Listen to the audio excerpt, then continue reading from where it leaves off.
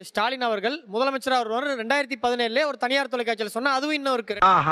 அவரோட ஜாதகத்துல 2021 பிப்ரவரி 8ஆம் தேதியில இருந்து 2024 வரைக்கும் அவருக்கு நடக்கக்கூடிய எல்லா தேர்தலிலும் அவர் வெற்றி பெறுவார். 2024ஆம் ஆண்டு மக்களவை தேர்தலில் திமுக தலைமையிலான கூட்டணி வெற்றி பெற்று 2026 ஏப்ரல் மாதம் தேர்தல் நடக்கும்போது அப்ப நடந்தாலும் அவர் தான் ஜெயிப்பாரு. ஐயோ மீண்டும் மீண்டுமா?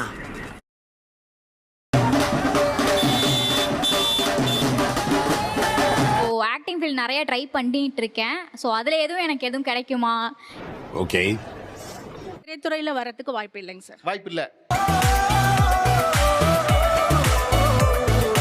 ராஜ்ன்ற கேரக்டர் தான் அந்த ரோலுக்குமே சனி செவ்வாய் சேர்க்கை தான் வரும். நீங்க ஒரு ஜாதகத்தை பார்த்துட்டு வந்து ஜோசியம் சொல்றீங்களா இல்ல சீரியலை பார்த்துட்டு ஜோசியம் சொல்றீங்களா? உங்களுக்கு பொறுத்த வரைக்கும் பாவகத்துல கண்டிப்பா கேது இருக்கு. அதனாலதான் நீங்க தாடியோட இருக்கீங்க. இத செவனேந்தானா போய்க்கிருந்தேன்.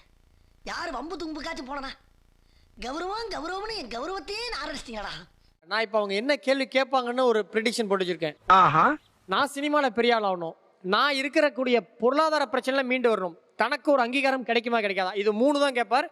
4வதா லிஸ்ட் பெருசா போய்கிட்டு இருக்கு.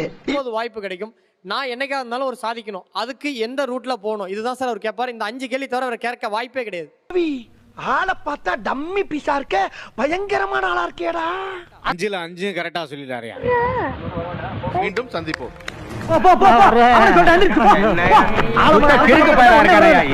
பஞ்சாயத்து கூட